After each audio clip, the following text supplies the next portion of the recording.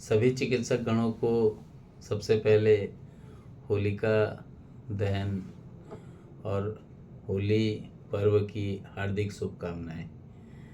मैं अखिलेश नारायण सिंह क्लासेस को सुचारू रूप से जारी रखते हुए आज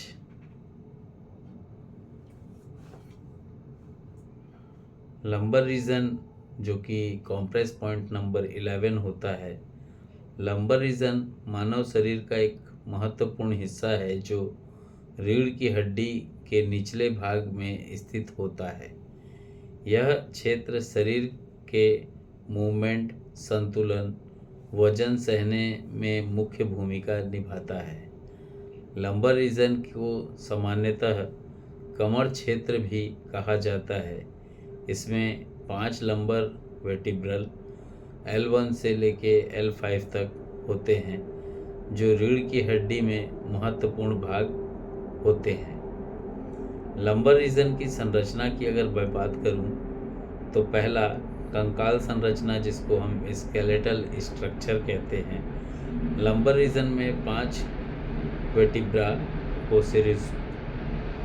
कोशिरुकाएं जिसमें L1 से L5 होती है। ये वर्टिब्रा मोटी और मजबूत होती है क्योंकि इन्हें शरीर के ऊपरी हिस्से का वजन सहन करना पड़ता है।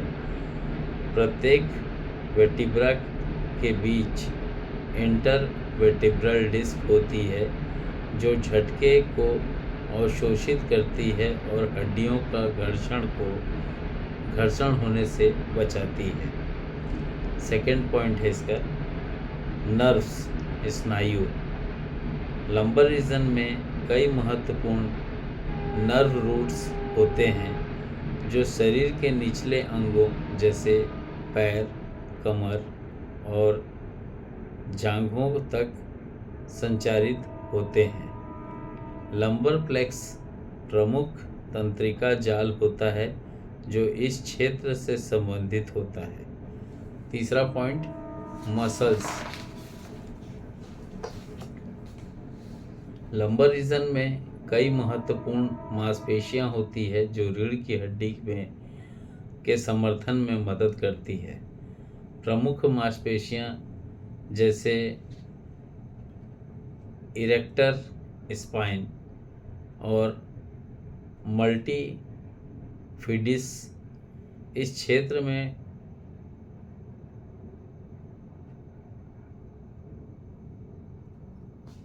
में पाई जाती है। चौथा पॉइंट है लिगामेंट्स। रीढ़ को स्थिरता प्रदान करने के लिए लंबर रीजन में कई महत्वपूर्ण स्नायु बंधन होते हैं जैसे कि लिगामेंट्स फेलमेंट और पोस्टीरियर लिगामेंटल लिगामेंट। पांचवा point blood supply. Lumbar region में रक्त प्रवाह के लिए लंबर आर्टरीज और वैसे जिम्मेदार होते हैं। लंबर रीजन का अगर मैं बात करूं कार्य प्रणाली की, फंक्शन ऑफ लंबर रीजन की, तो शरीर के ऊपरी हिस्से का भार सहन करना, झुकने, मुड़ने और सीधे खड़े होने जैसी गतिविधियों में सहायता करना, झटकों और दबावों को सहन करने के लिए समर्थन प्रदान करना, निचले अंगों तक स्नायु संकेतों को संचारित करना।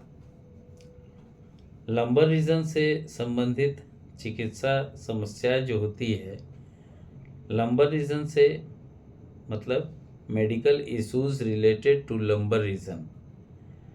लंबर स्पॉन्डिलोलिथोसिस, यह रीढ़ की हड्डी के घिसने और क्षति के कारण होने वाली समस्या है।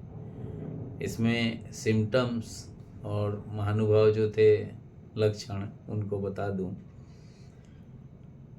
लक्षण इसमें पीठ दर्द, जकड़न और चलने में कठिनाई होती है। सेकेंड पॉइंट है इसका डिस्क हर्निएशन। इंटरवर्टिब्रल डिस्क का अपनी स्थिति से खिसक जाना। इसका जो सिम्टम होता है, इसके लक्षण तीव्र दर्द, झंझनाहट और कमजोरी। इसमें तीसरा पॉइंट जो होता है, जिसको हम लोग साइटिका कहते हैं, लंबर रीजन से निकलने वाली साइटिक तंत्रिका का दबाव में आना। इसमें अगर सिम्टम की बात करें तो कमर से लेके पैर तक ऊपर से नीचे की ओर जाता हुआ दर्द। लंबर स्पाइन स्टेनोसिस, जिसमें रीढ़ की नहर की जो रीढ़ के अंदर जो कैनाल होते हैं उसको संकीर्ण मतलब सकरा जाना, ब्लॉकेज हो जाना एक तरह से। इसमें लक्षण बोलें तो चलने में कठिनाई और पैर में शून्यता देखने को मिलता है। अगर हम लोग बात करते हैं इसके छठे पॉइंट की, तो लंबर फ्रैक्चर, चोट के कारण वर्टिब्रा का टूटना। इसमें लक्षण की बात करूं तो गंभीर दर्द और रीढ़ की स्थिरता में कमी। लंबर रीजन के चिकित्सकीय निदान की अगर बात करें, diagnosis of lumbar region disorders की बात करें, तो इसमें फिजिकल एग्जामिनेशन करना ज़रूरी होता है चिकित्सक के द्वारा। पीठ के मूवमेंट और दर्द की जांच। इसमें रेडियोलॉजिकल टेस्ट्स की बात करूं तो एक्सरे, एमआरआई और सीटी स्कैन द्वारा रीढ़ की संरचना का विश्लेषण किया जा सकता है। इसके तीसरे पॉइंट की बात करूं तो नर्व टेस्ट, नर्व से रिलेटेड टेस्ट होते हैं इसमें, जिसको हम लोग ईएमजी, इलेक्ट्रोमायोग्राफी और नर्व कंडीशन स्टडी कहते हैं। उपचार के विकल्प की बात करता हूँ तो इसमें औषधीय उपचार, मेडिकेशन देने की आवश्यकता होती है। अलग अलग केसेस में अलग अलग मेडिसिन्स का उपयोग होता है।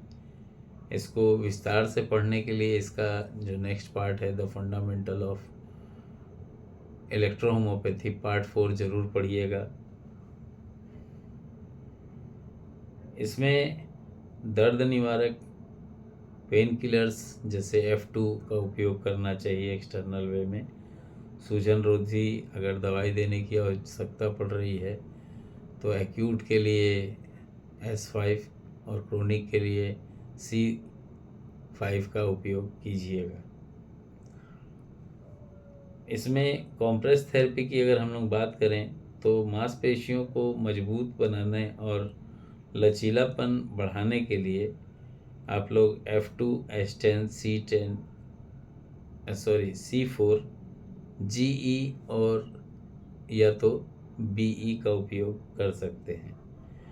कुछ सर्जिकल ट्रीटमेंट भी होता है जिसमें डिस्कटॉमी, लंबर फ्यूजन और लिगामेंटॉमी जैसे विकल्प होते हैं।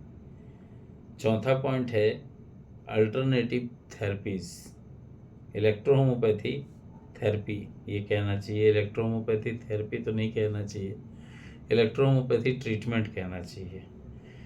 लंबर रीजन के लिए कुछ प्रिवेंटिव मेजर्स हैं। नियमित व्यायाम करें जो रीढ़ की मांसपेशियों को मजबूत करता हो। वजन नियमित रखें। खाने से पहले S1, खाने के बाद S10 का उपयोग ज़रूर करें। वजन के साथ ही सही मुद्रा में बैठना उठना करें। भारी वस्तुएं उठाने से बचें और लंबे समय तक एक ही स्थिति में न बैठें। इसके अगर हम लोग कंक्लूज़न की बात करें, 10-10 मिनट के वीडियो बनेंगे। इसके कंक्लूज़न की बात करूं तो लंबर रीजन मानव शरीर का एक महत्वपूर्ण हिस्सा है जो दैनिक गतिविधियों के लिए आवश्यक होता है। इसकी संरचना जटिल है और इसे स्वास्थ्य बनाए रखने के लिए अत्यंत आवश्यक होता है कि सही जीवन शैली में व्यक्ति को लाया जाए, जिससे आगे नेक्स्ट टाइम से समय पर चिकित्सा प्राप्त हो सके और लंबर रीजन से रिलेटेड डिसऑर्डर का सफाया किया जा सके। तो ये हम लोग पढ़ लिए हैं काफ़ी। आज कॉम्प्रेस पॉइंट नंबर 10 और 11 कंप्लीट हो गया है। हम लोग 12 कंप्रेस पॉइंट को, जिसको हम लोग अम्लाइका या नावल कह सकते हैं, इसको हम लोग होली के पश्चात पढ़ेंगे। तो सबसे पहले तो आप सभी को होलिका पर्व की हार्दिक शुभकामनाएं। नारायण हर्बल स्पैजरिक अनुसंधान केंद्र का मैं डायरेक्टर आप सभी से एक विशेष ऑफर देने जा रहा हूं। आप अगर इस वीडियो को देख रहे हों तो आज से लेके 31 मार्च तक कैंसर की जो पुस्तकें थी पार्ट 3 महाग्रंथ इलेक्ट्रोहोमोपैथी महाग्रंथ पार्ट 1 आप ले सकते हैं केवल 800 रुपये में। ये ऑफ़र आज से लागू होती है 13 मार्च 2025 से 31 मार्च 2025 तक चिकित्सकों के लिए विशेष तौर पे है। इसमें कुरियर चार्ज इंक्लूडेड है। 800 रुपये में इलेक्ट्रोहोमोपैथी महाग्रंथ पार्ट 1, 850 रुपये में इलेक्ट्रोहोमोपैथी महाग्रंथ पार्ट 2, मात्र 2500 रुपये में इलेक्ट्रोहोमोपैथी महाग्रंथ part 3 Hindi edition. English edition के लिए 2850 रुपीज़ जमा करेंगे। इलेक्ट्रोहोमोपैथी महाग्रंथ पार्ट 4, जिसका निर्धारित सहायता राशि मूल्य 1500 है। इस पुस्तक का विमोचन 11 जनवरी को छत्तीसगढ़ में हुआ था। इस पुस्तक को प्राप्त करने के लिए चिकित्सक गणों को 1300 रुपये जमा करना होगा। साथ ही साथ में द फंडामेंटल ऑफ इलेक्ट्रोहोमोपैथी की जो सीरीज़ है, जिसमें फंडामेंटल ऑफ इलेक्ट्रोहोमोपैथी पार्ट 1 किसी चिकित्सक गण को चाहिए तो 900 रुपये में इसकी बुकिंग करा सकता है। इलेक्ट्रोहोमोपैथी की द फंडामेंटल ऑफ इलेक्ट्रोहोमोपैथी पार्ट 2, जो कि 2000 रुपये सहायता राशि मूल्य है, जिसे आप केवल 1300 रुपये में प्राप्त कर सकते हैं।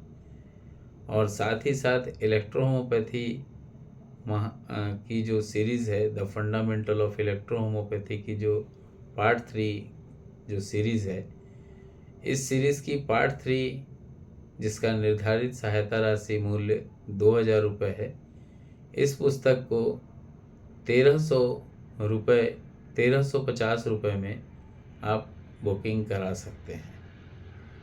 देर ना करें। देर करने की अवस्था में ऑफ़र से वंचित होना पड़ेगा और निर्धारित सहायता राशि मूल्य पे पुस्तक आगे लेना पड़ेगा। तो मैं आज की क्लास आप लोगों को कैसी लगी कमेंट के माध्यम से ज़रूर बताइएगा, क्योंकि कॉम्प्रेस के जो पॉइंट्स होते हैं 46 पॉइंट्स, इसको अगर हम समझ लिए तो हमको बहुत सारी डिजीज़ को क्योर करने के लिए सिलेक्शन ऑफ मेडिसिन की जब क्लासेस चालू होने वाली है तो उसमें आप लोगों को काफ़ी कुछ सीखने को मिलेगा। ये मत दिमाग लगाइए कि मुझे कुछ नहीं आता, आपको कुछ नहीं आता, ऐसा दिमाग मत लगाइए। ये सोचिए कि मैं बेहतर कर सकता हूँ, इसलिए क्योंकि रिसर्च बेहतर से बेहतर करने के लिए किया जाता है। अगर आपने आज किसी पेशेंट को 3 महीने में ठीक किया तो अगली बार कोशिश कीजिए कि 2 महीना 15 दिन में ठीक कीजिए। अगली बार कोशिश कीजिए कि 2 महीने में ठीक कीजिए। खुद का रिकॉर्ड बार बार तोड़िएगा तो एक टाइम ऐसा स्ट्रॉन्ग रिकॉर्ड बनेगा जिसकी कोई कल्पना नहीं कर सकता, आप भी कल्पना नहीं कर सकते। तो मैं आज के इस वीडियो के साथ ही विराम चाहूँगा। जय हिंद। जय हिंद, जय इलेक्ट्रो होम्योपैथी, जय काउंट सीजर मेटी जी, जय नासक मेथोडोलॉजी और जय आप सभी की। हैप्पी होली। बुरा ना मानो, होली है।